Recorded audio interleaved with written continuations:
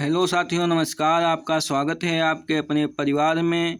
उम्मीद करता हूं कि आप लोगों की तैयारी बहुत अच्छे से चल रही होगी।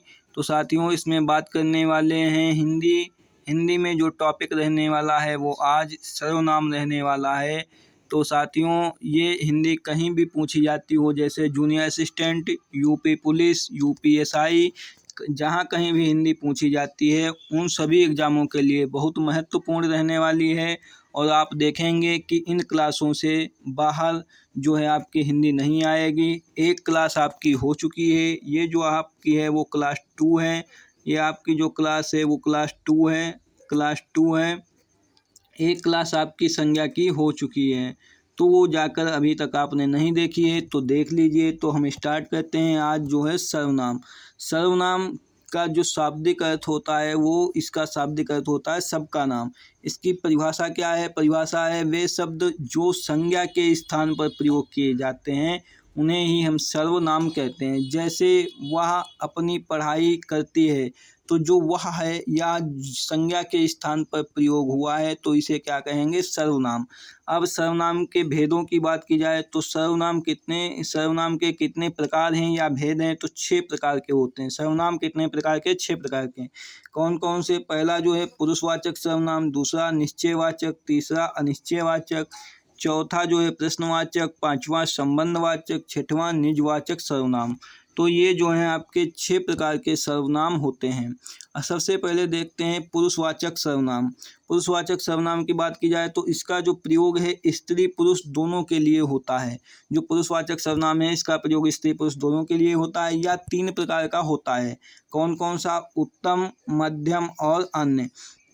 उत्तम में कौन कौन से आते हैं? मैं और हम। इसे इंग्लिश में याद रखिए, आई का मतलब होता है मैं, हम, मुझे, हमें, ये सब होता है। तो इसका ये सब किस में आएंगे? ये सब उत्तम में आएंगे। और तथा इसकी कारक विभक्तियाँ हैं। कारक विभक्तियों का मतलब जो है हमें, हम, इसका मतलब, ठीक है। तो अब आते हैं मध्यम। मध्यम में कौन आएगा? यू। कौन आएगा? इंग्लिश का यू का मतलब तुम, तुम्हें, तुम्हें, आप, आपने, ये सब किस में आएंगे? ये सब आएंगे किस में? मध्यम पुरुष में। अब अन्य पुरुष में यह वह आते हैं। कैसे याद रखोगे? यह वह ये वे। कैसे याद रखोगे? ही सी इट। इंग्लिश के ही सी इट किस में आते हैं? अन्य पुरुष में आते हैं। तो ये आपके 3 जो होते हैं पुरुषवाचक सर्वनाम होते हैं। उत्तम, मध्यम, अन्य। उत्तम में मैं, हम, मध्यम में तुम, आप, अन्य में यह वह ये वे। अब आगे देखते हैं। अब आगे बात करते हैं निश्चयवाचक सर्वनाम की। जो निश्चयवाचक सर्वनाम उसे कहते हैं जिस व्यक्ति या वस्तु के बारे में बिल्कुल निश्चय पूर्वक ज्ञान हो उसे क्या कहेंगे? निश्चयवाचक सर्वनाम कहते हैं। निश्चयवाचक सर्वनाम कितने प्रकार के होते हैं? तो ये 4 होते हैं। कौन कौन से? यह, वह, ये, वे। कौन कौन से होते हैं? यह, वह, ये, वे। तो जैसे इसका एग्जाम्पल की बात करें तो यह मेरी पुस्तक है, तो इसमें यह जो प्रयोग हुआ है या निश्चयवाचक सर्वनाम प्रयोग हुआ है। आगे वह मेरा घर है, तो वह मेरा घर है। ये देखिए निश्चय पूर्वक बोध कराता है कि वह मेरा घर है, तो ये निश्चय पूर्वक बोध कराता है, इसीलिए ये क्या हो जाएगा? निश्चयवाचक सर्वनाम हो जाएगा। निश्चयवाचक सर्वनाम को संकेतवाचक सर्वनाम भी बोला जाता है। क्या कहते हैं? इसे संकेतवाचक सर्वनाम भी बोला जाता है। अब आगे देख लेते हैं। आगे बात की जाए तो आगे आएगा अनिश्चयवाचक सर्वनाम। अनिश्चयवाचक सर्वनाम किसे कहते हैं? जो किसी वस्तु या व्यक्ति के बारे में निश्चित पूर्वक ज्ञान नहीं करवाता है उसे ही अनिश्चयवाचक सर्वनाम कहते हैं। नहीं करवाता है, निश्चय पूर्वक ज्ञान जो है नहीं करवाता है, तो उसे ही जो है अनिश्चयवाचक सर्वनाम कहते हैं। इसमें किसी वस्तु के बारे में निश्चित ज्ञान नहीं होता है। ये होते कितने हैं? 2 प्रकार के होते हैं, कोई कुछ।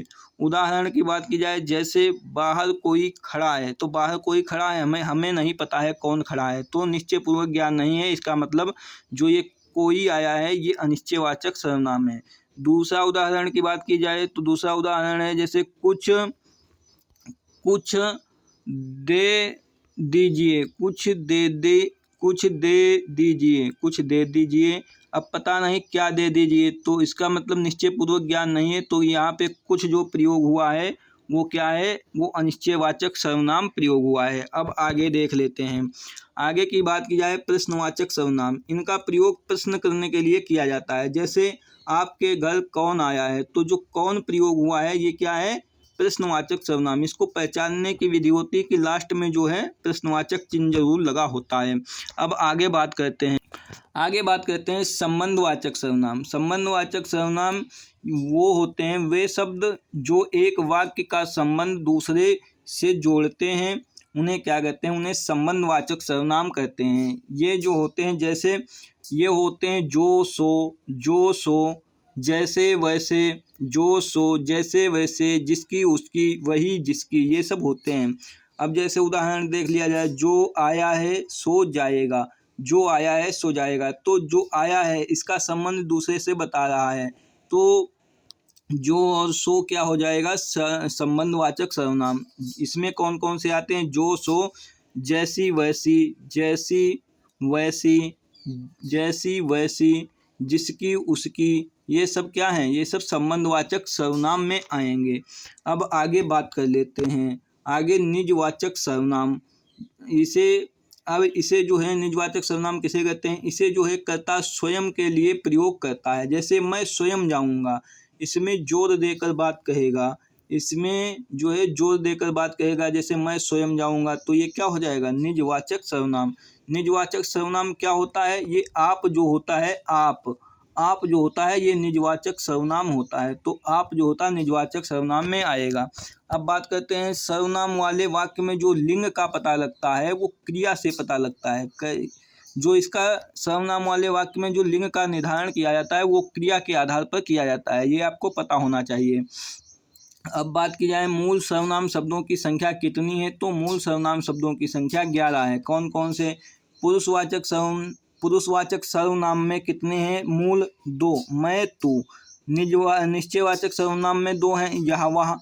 संबंधवाचक सर्वनाम में जो सो, प्रश्नवाचक सर्वनाम में कौन क्या, अनिश्चयवाचक सर्वनाम में कोई और कुछ, निजवाचक सर्वनाम में आप। तो ये 11 मूल रूप से सर्वनाम होते हैं। तो पूछा जाए मूल रूप से कितने सर्वनाम हैं, तो मूल रूप से 11 सर्वनाम हैं। आप बता देंगे कौन कौन से ये होते हैं। अब आगे बात कर लेते हैं। वाक्य के शुरुआत में यदि सर्वनाम के बाद संज्ञा शब्द आए तो वाक्य क्या होता है, सार्वनामिक विशेषण होता है।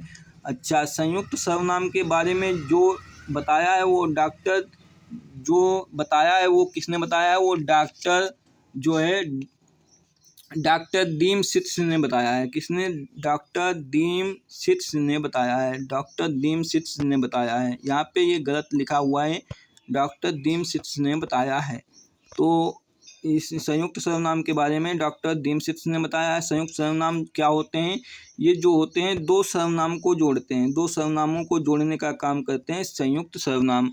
तो साथियों, जो है आपका जो सर्वनाम का टॉपिक था वो ख़त्म होता है। और अगर आपको वीडियो पसंद आई हो तो लाइक कर दीजिए और अपने दोस्तों में भी शेयर कर दीजिए और कमेंट करके ज़रूर बताएं कि ये वीडियो आपको कैसी लगी है। और चैनल को सब्सक्राइब नहीं किया है तो अभी तक तो सब्सक्राइब कर लीजिए। धन्यवाद। जय हिंद साथियों।